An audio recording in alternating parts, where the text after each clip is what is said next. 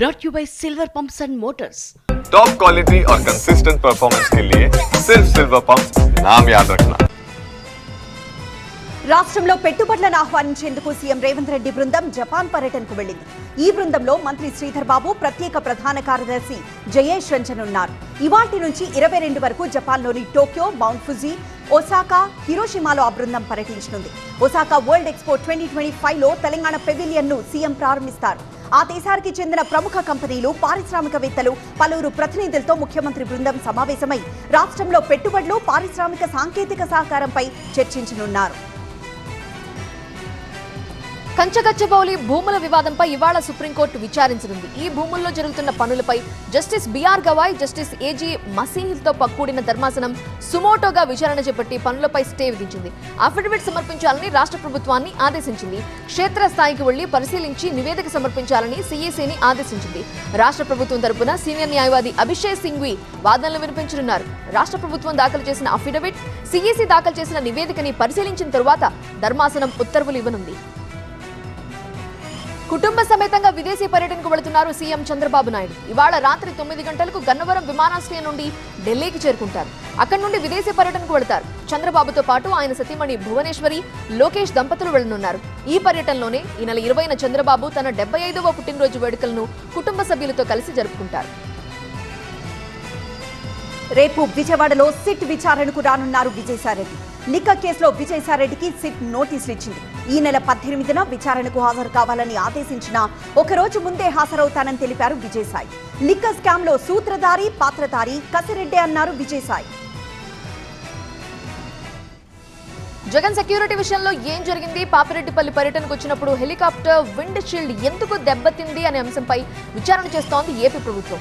కుంటెమద్ది helipad దగ్గర ఘటనపై దర్యాప్తులో భాగంగా పైలట్ కి, కో పైలట్ కి నోటీసులు ఇచ్చారు సీకేపల్లి పోలీసులు. ఇవాళ విచారణకు హాజరు కావాలని కోరారు. పైలట్లతో పాటు చిప్సన్ ఏవియేషన్ ప్రైవేట్ లిమిటెడ్ సంస్థకి కూడా నోటీసులు అందాయి. విశాఖ స్టీల్ ప్లాంట్ కాంట్రాక్ట్ కార్మికుల నిరవధిక సమ్మె వాయిదా పడింది. సెంట్రల్ రీజనల్ లేబర్ కమిషన్ సమక్షంలో యాజమాన్యంతో చర్చలు సఫలమయ్యాయి.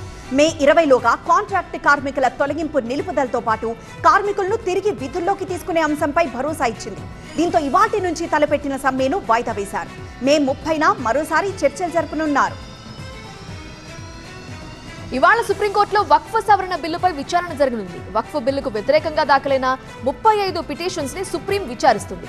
ఒక పక్క విపక్ష పార్టీలు వక్ఫ్ కి వ్యతిరేకంగా సుప్రీంలో కేసులు వేయగా, దానికి కౌంటర్ గా వక్ఫ్ బిల్లుకు మద్దతుగా 6 బీజేపీ పాలిత రాష్ట్రాలు సుప్రీంకోర్టును ఆశ్రయించాయి. 16వ ఆర్థిక సంఘం ప్రతినిధులు విజయవాడకు చేరుకున్నారు. పనగారియా నేతృత్వంలోని ఆర్థిక సంఘం బృందం 4 రోజుల పాటు ఏపీలో పర్యటించనుంది. ఇవాళ సచివాలయంలో అమరావతి ఫోటో గ్యాలరీని వీరు తిలకించనున్నారు.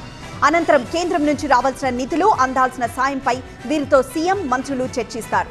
రేపు తిరుపతిలో పర్యటించి స్థానిక ప్రజాప్రతినిధులు, వాణిజ్య వ్యాపారులతో భేటీ అవుతారు. సింగరేణి సంస్థ చరిత్రలో కొత్త అధ్యాయం ప్రారంభం కానుంది. తొలిసారి ఇతర రాష్ట్రాల్లో తవ్వకాలు చేస్తోంది సింగరేణి. ఇవాటి నుండి ఒడిశాలోని నైనీ బొగ్గు గనిలో ఉత్పత్తి ప్రారంభిస్తారు. వర్చువల్ గా ప్రారంభించనున్నారు డిప్యూటీ సీఎం భట్టి. నైనీ గనిలో 340 మిలియన్ టన్నుల బొగ్గు నిల్వలున్నాయి. ఏడాదికి 1 కోటి టన్నుల చొప్పున 38 ఏళ్ల పాటు తవ్వకాలు జరగనున్నాయి. తెలంగాణ గొర్రెల పంపిణీ స్కామ్ కేసులో ఈడీ రంగంలోకి దిగింది. ఇవాటి నుంచి విచారణ మొదలు పెడుతోంది ఈడీ. పశుసంవర్ధక శాఖ అసిస్టెంట్ డైరెక్టర్ ను ప్రశ్నించనున్నారు ఈడీ అధికారులు. గొర్రెల పంపిణీ స్కీమ్లో 700 కోట్ల రూపాయల అవినీతి జరిగిందని కేసు నమోదు చేసింది ఏసీబీ. ఇప్పటికే పలువురిని అరెస్ట్ చేసి రిమాండ్కు తరలించారు. కర్నూలు జిల్లా ఆదోని మున్సిపల్ చైర్పర్సన్ పెట్టిన అవిశ్వాసం నెగ్గుతుందా, వేగుతుందా అనే దానిపై ఉత్కంఠ ఏర్పడింది. ఆదోని మున్సిపల్ ఆఫీస్ దగ్గర భారీ బందోబస్తు ఏర్పాటు చేశారు పోలీసులు. మున్సిపాలిటీలో 42 మంది సభ్యులుండగా కూటమి ప్రభుత్వం అధికారంలోకి వచ్చాక 6 వైసీపీ కౌన్సిలర్లు బీజేపీ ఎమ్మెల్యే పార్థసారథి సమక్షంలో ఆ పార్టీలో చేరారు. వారిలో ఒకరు తిరిగి సొంత గూటికొచ్చారు. ప్రస్తుతం వైసీపీ సభ్యుల బలం 35, బీజేపీకి 5, టీడీపీకి 1 సభ్యుడు ఉన్నారు. మరొకరు ప్రాణాలు కోల్పోయారు. తాను వైసీపీలోనే ఉన్నానని, తనపైనే ఎందుకు అవిశ్వాసం పెడతారంటూ ఆతోని చైర్పర్సన్ శాంత నిరసన దీక్ష చేపట్టారు. జగనన్న న్యాయం చెప్పన్నా తాను ఏ తప్పు చేశానని అవిశ్వాసం పెట్టారని ప్రశ్నించింది. తాను చేసిన తప్పేంటో నిరూపించండి, పదవికి రాజీనామా చేస్తానని చెప్పిందామె. విజయవాడ ఇంద్రకీలాద్రి ఘాట్ రోడ్ లో భారీ చోరీ జరిగింది. దుర్గమ్మ దర్శనానికి వెళ్లొచ్చేలోపు కారులో దొంగతనం చేశారు దుండగులు. 272 గ్రాముల బంగారం ఎత్తికెళ్లారంటున్నారు బాధితులు. హైదరాబాద్ నుండి వచ్చిన ఆచంట దుర్గారావు కుటుంబం అమ్మవారి దర్శనానికి వెళ్లారు. నకిలీ తాళంతో డోర్లు ఓపెన్ చేసి బంగారాభరణాలను ఎత్తికెళ్లారు దొంగలు. హైదరాబాద్ లో ఈడీ సోదాలు నిర్వహిస్తోంది. 4 ప్రాంతాల్లో సోదాలు నిర్వహిస్తోంది ఈడీ. సికింద్రాబాద్, బోయిన్పల్లి, జూబ్లీహిల్స్ లో సోదాలు నిర్వహిస్తోంది. బోయిన్పల్లిలోని సురానా గ్రూప్ చైర్మన్, డైరెక్టర్ ఇళ్లలో కొనసాగుతున్నాయి సోదాలు. కీలక పత్రాలను స్వాధీనం చేసుకున్నారు అధికారులు. తెలంగాణలో ఏప్రిల్ చివరి వారంలో ఇంటర్ ఫలితాలను ప్రకటిస్తామన్నారు బోర్డు సెక్రటరీ కృష్ణ ఆదిత్య. పేపర్లను ఇప్పటికే దిద్దామని చెప్పారు. విద్యార్థులకు నష్టం జరగద్దనే ఆలోచనతోనే ర్యాండమ్ రీవాల్యుయేషన్ చేశామన్నారు. ఫలితాల తర్వాత మళ్లీ ఎప్పట్లాగే రీవాల్యుయేషన్ విధానం ఉంటుందన్నారు కృష్ణ ఆదిత్య. ఫోన్ ట్యాపింగ్ కేసులో మరోసారి విచారణకు వెళ్లనున్నారు శ్రవణ్ రావు. ఇప్పటికే 3 సార్లు శ్రవణ్ రావును విచారించింది దర్యాప్తు బృందం. మరోసారి విచారణకు రావాలని శ్రవణ్ రావుకు నోటీసులు ఇచ్చారు పోలీసులు. శ్రవణ్ రావు సెల్ ఫోన్ లో డిలీట్ చేసిన సమాచారాన్ని రిట్రీవ్ చేస్తున్నారు పోలీసులు. శ్రవణ్ రావుకు విచారణకు సహకరించుకుంటే సుప్రీంకోర్టులో పిటిషన్ వేసే యోచనలో ఉన్నారు పోలీసులు. శ్రీశైలం డ్యాం భద్రతకు ప్రమాదం పొంచి ఉందని నిపుణులు హెచ్చరించడంతో కేంద్రం రంగంలోకి దిగింది. ఈ నెల 28న విజయవాడకు రానున్నారు నేషనల్ డ్యామ్ అథారిటీ చైర్మన్. ప్రత్యేక సీఎస్ సాయి ప్రసాద్ తో భేటీ అయ్యి మర్నాడు శ్రీశైలం డ్యాం దిగువన ఏర్పడిన భారీ గొయ్యిని పరిశీలిస్తారు. ఈ గొయ్యి కారణంగా డ్యాం ప్రమాదం ఏర్పడింది. భారీ గొయ్యిని తక్షణమే కాంక్రీట్ తో కూర్చే పని చేయనున్నారు. దుబాయ్లో పాకిస్తానీయుడి చేతిలో హత్యకు గురైన శ్రీనివాస్ మృతదేహాన్ని తెలంగాణకు తీసుకొచ్చే ప్రయత్నాలు చేస్తున్నారు అధికారులు. జగిత్యాల జిల్లా ధర్మపురి మండలం దమ్మన్నపేటకు చెందిన శ్రీనివాస్తో పాక్ వాసి గొడవపడ్డాడు. వక్ఫ్ బిల్లుపై వాదన పెరిగి శ్రీనివాస్తో పాటు నిర్మల్, నిజామాబాద్కు చెందిన మరో 2పైన దాడికి పాల్పడ్డాడు పాకిస్తాన్. ఘటనపై కేంద్ర మంత్రులు జైశంకర్, కిషన్ రెడ్డి ఆరా తీసి అక్కడి అధికారులతో మాట్లాడుతున్నారు. ఆంధ్రప్రదేశ్ కు మరోసారి వర్ష సూచన చేసింది వాతావరణ శాఖ. ఇవాళ తేలికపాటి నుంచి మోస్తరు వానలు పడే వీలుంది. ఉత్తరాంధ్ర జిల్లాలో పిడుగులతో కూడిన వర్షాలు పడనున్నాయి. పల్నాడు, చిత్తూరు జిల్లాల్లోనూ వాన పడే అవకాశం ఉంది. రేపటి నుంచి గరిష్ట ఉష్ణోగ్రతలు 2 నుంచి 3 డిగ్రీలు పెరుగుతాయని అంచనా వేస్తోంది విపత్తు నిర్వహణ సంస్థ. నిన్న నంద్యాల జిల్లా దోర్నిపాడు, అన్నమయ్య జిల్లా కంబాలకుంటలో 41 డిగ్రీల ఉష్ణోగ్రతలు నమోదయ్యాయి.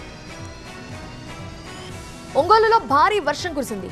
ఉరుములు మెరుపులతో కూడిన వానతో ఒంగోలులోని Kurnool road, bus stand centre, Babuji complex ఏరియాలో రోడ్లపైకి భారీగా నీరొచ్చి చేరింది. రోడ్లు చెరువుల్ని తలపించాయి. జనం ఇబ్బందులు పడ్డారు. హన్మకొండ జిల్లాలో కురిసిన వడగండ్ల వానతో పంటలకు తీవ్ర నష్టం వాటిల్లింది. పరకాలలో వర్షంతో వ్యవసాయ మార్కెట్లో ఆరబోసిన వరి ధాన్యం తడిసి ముద్దైంది. వర్షపు నీటిలో ధాన్యం కొట్టుకుపోవడంతో ఆందోళన చెందుతున్నారు రైతులు. ఎండలు మండిపోతున్నాయి. తెలంగాణలో 40 డిగ్రీలు దాటుతున్నాయి ఉష్ణోగ్రతలు. దీంతో నిర్మల్ జిల్లా సారంగాపూర్ మండలం చించోలి పెట్రోల్ బంకులో కూలర్స్ ని ఏర్పాటు చేశారు. మిషన్లు వేడెక్కకుండా కూలర్స్ ని పెట్టామంటున్నారు నిర్వాహకులు. తిరుమలలో భక్తుల రద్దీ కొనసాగుతోంది. శ్రీవారి దర్శనానికి 12 గంటల సమయం పడుతోంది. 13 కంపార్ట్మెంట్లలో వేచి ఉన్నారు భక్తులు. నిన్న శ్రీవారి హుండీ ఆదాయం 4,22,00,000 రూపాయలుగా వచ్చింది. నంద్యాల జిల్లా నందికొట్కూరు పట్టణ బంద్కు పిలుపునిచ్చాయి టీడీపీ, వైసీపీ, సిపిఐ పార్టీలు. ముచ్చుమరి ఎత్తిపోతల పథకం నుంచి ఓర్వకల్లు ఇండస్ట్రియల్ హబ్ కోసం వేస్తున్న పైప్ లైన్ పనులు ఆపాలని డిమాండ్ చేస్తున్నారు నేతలు. పైప్ లైన్ నిర్మాణం వల్ల రోడ్లు, భవనాలు దెబ్బతింటాయని ఆందోళన వ్యక్తం చేశారు.